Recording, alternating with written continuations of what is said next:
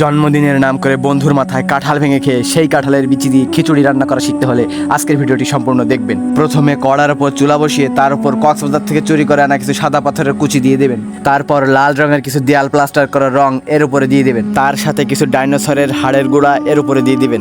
এরপর কড়ার ভিতরে লাফিয়ে পড়ে গাছ নাড়ানোর স্টাইলে দিবেন নাড়া চিনি ছাড়া। তারপর আপনার গার্লফ্রেন্ডের বাসা থেকে চুরি করে আনা কিছু সোনো পাউডার এর ভিতরে দিয়ে দিবেন এবং স্পেশাল মশলা হিসেবে অবশ্যই ব্যালিস্টিক মিসাইলের পরিশোধিত গান পাউডার দিতে ভুলবেন না। তারপর সশরীরে কড়ার ভিতর ঝাঁপিয়ে পড়ে ডিস্কো ড্যান্স দেওয়া শুরু করবেন। আর এটাই মূলত আপনার খিচুড়িকে বেশি বিষাক্ত করতে সাহায্য করবে। ডিস্কো ড্যান্স দেওয়া শেষ হলে কক্সবাজার থেকে চুরি করে আনা কিছু বালু এর ভিতরে দিয়ে দিবেন এবং এটাকে বেশি বিষাক্ত করতে অবশ্যই স্পেশাল মশলা হিসেবে কিছু কেরোসিন তেল এর ভিতরে দিয়ে দিবেন এবং আবারও দিবেন লাড়া চিনি ছাড়া।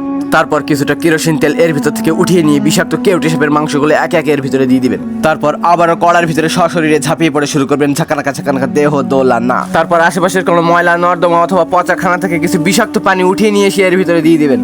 তারপর এগুলোকে 2.5 সেকেন্ডের জন্য বনবাসে পাঠিয়ে 2.5 সেকেন্ড পরে ঢাকনা উঠিয়ে দেখবেন বিষাক্ত ধরনের একটা গন্ধ আসছে। তারপর নিজেদের মধ্যে একটা রক্তক্ষয়ী যুদ্ধ শুরু করবেন, যার নাম হচ্ছে খাইলে খাইতে থাক, না খাইলে চায় থাক। আর হ্যাঁ, অবশ্যই হাত দিয়ে আপনার নাক চেটে খেতে ভুলবেন না। আর যখনই আপনি এটা চেটে খাবেন তখন আপনার ঝোল দিয়ে জিভ পড়বে, আমি শিওর। এবার চাটাচাটি বাদ দিয়ে কিছুটা ফাটাফাটি করে নেবেন, কেউটে সাপের মাংসগুলো দিয়ে চামচটি তুলে নেবেন। তারপর আবার যথারীতি কড়ার উপরে থাকা চুলায় এগুলো নামিয়ে নেবেন। এবার খিচুড়িকে শান্তলে দিতে অবশ্যই কক্সবাজার থেকে চুরি করে আনা সাদা পাথরগুলোর ভিতরে দিয়ে দিবেন। আবার এগুলো হাত দিয়ে নিজে নিজে উঠিয়ে নেবেন। তারপর উঠিয়ে নেওয়া শেষে আবার পর্যায়ক্রমে এগুলো দিয়ে দিবেন। তারপর চুলার ভিতরে ঝাঁপিয়ে পড়ে তৃতীয় বিশ্বযুদ্ধ শুরু করে দিবেন এবং এগুলোকে 537 বছরের জন্য নির্বাসনে পাঠালেই আপনার খিচুড়ি রেডি। এবার এই বিষাক্ত খিচুড়িগুলো আপনি কান দিয়ে খেতে পারেন।